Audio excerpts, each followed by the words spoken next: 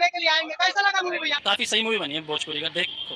बहुत अच्छी लगी। भोजपुरी ने कुछ नया अपनाया था अपनी इंडस्ट्री में, और आर्मी बेस्ड मूवी है, एक नंबर की मूवी। उसका तीसरा दिन हो गया रिलीज हुआ, और बाप रे बाप, भीड़ ने तनकी लग रहा है, टिकट नहीं मिल रहा है। ये क्या बात करता है यार। सिनेमा घर खाली नहीं रह रहा है। क्यों हिला डाला ना। एक दिन में चार चल रहा है, बताइए।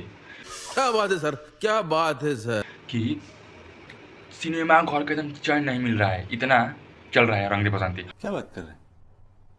और आपको बता दें कि मल्टीप्लेक्स में भाई वाह, उसमें तो जगह नहीं है।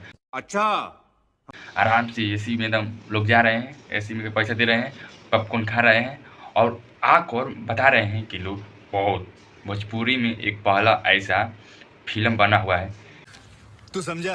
हाँ। कि परिवार के साथ बैठकर और बहुत ही मज़े से देख सकते हैं, और देखने लायक फिल्म है।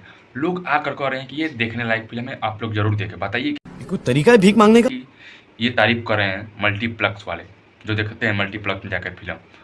सलाम है खेसारी लाल यादव को।